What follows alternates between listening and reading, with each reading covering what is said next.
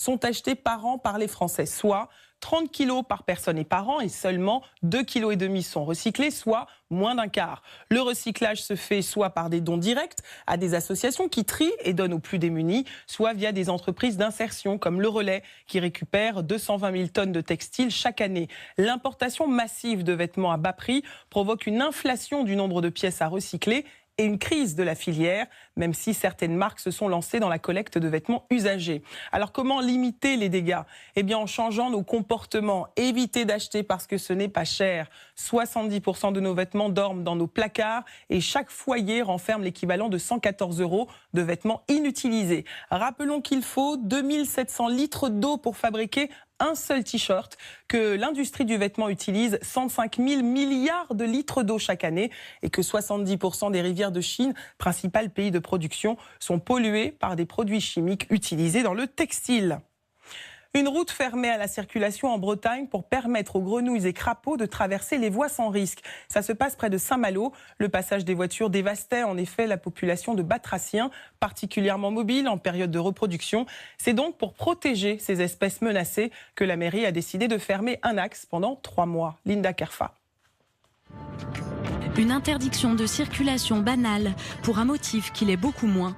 Durant 2 mois, impossible pour les automobilistes d'emprunter cette route de la Pointe de la Varde pour cause de saison des amours des crapauds. Une décision sérieuse prise par arrêté municipal. Toute cette zone est une zone Natura 2000. En contrebas, vous avez une mare.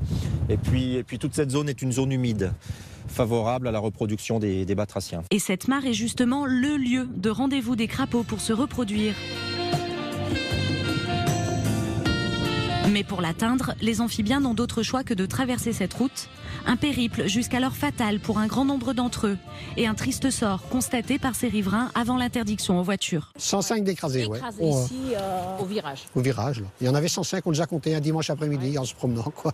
Et là, aujourd'hui? Non, pas un. Eh ben, pareil. Pas un, donc c'est concluant. Et les comptages le prouvent.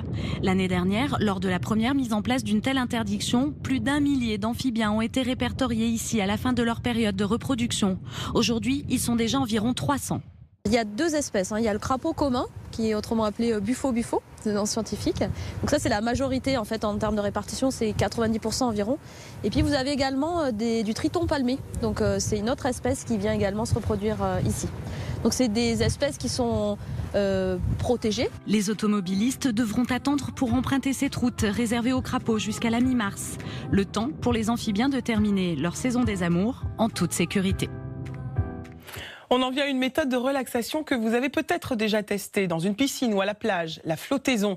En plein hiver cependant, l'expérience semble difficile à renouveler, détrompée.